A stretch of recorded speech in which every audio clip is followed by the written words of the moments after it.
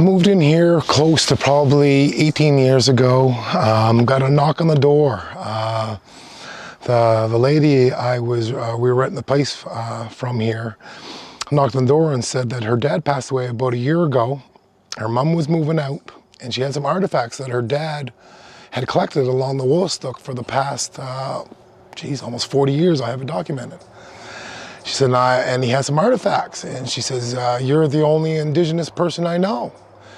And do you want them? Because if not, my mom's gonna throw them out today, put them in the garbage.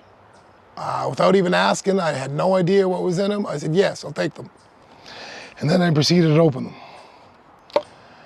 And then when I opened them, I realized that I had some things that are very special.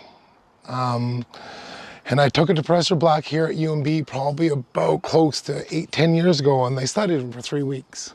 And I actually have all the information for them, how old they are, carbon dated, the whole works. This is a gouge that was found just across the river here. You can probably see it. And it is at least 7,000 years old. They assumed that it was under the water for about 2,000 years.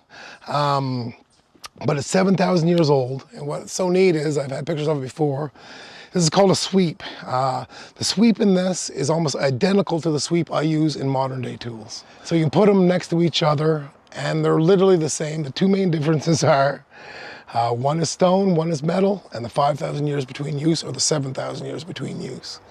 So anyway, she came to the door with these, and I was truly blown away. And when I took these, she bought a couple different kinds. And with these days, really, they're back engineering. They're really trying to figure out what some of these were. This one, they knew exactly what it was. It's a gouge. They assumed that would have been on a stick, and they would have been used on dugout canoes. We only didn't have birch bark canoes. Of course, we used birch bark canoes. But in the winters and stuff, of course, they would use dugouts because they're much stronger. You can use them in ice. You can do that type of stuff. So they use those as well. They assume that's what that would be used for. This piece, there's only been a couple found in Atlantic Canada. They studied this one for a long time. They did almost 3 weeks on this piece alone. Everything's come back from being a weight for a fishing line, but they said there's no way it was a weight because of the time it took to put that hole through with another stone tool. He actually had it on time how long they thought it'd take to do this, and it was amazing the hours that it took. So basically, they think now it was probably worn ceremoniously. They said it would have been a chieftain, something like of the sort. Only been 2 found. Little hatchet ended up in there. They assumed this was a child's hatchet. Found right over here too. They don't know why it was so small. A few things I don't have any idea what they were used for, but they were definitely man-made. This one was one of the neat ones. I actually sat in on this one a little bit. And this one, I think, was on a warrior's pack.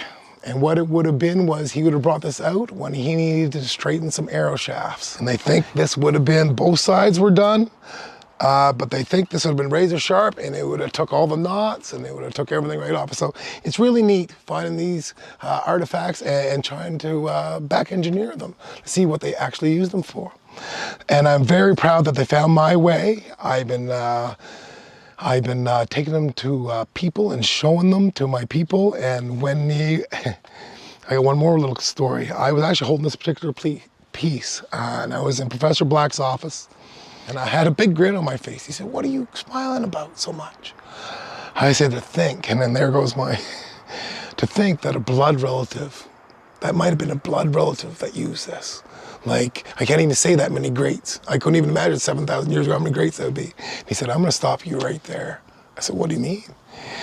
He said, "Your gene pool is so small," he says, "I'll guarantee it was a blood relative." And that just took it to a whole new level.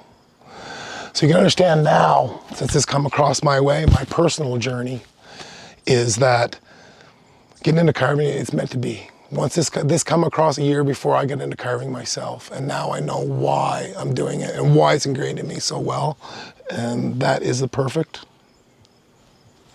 piece to show why.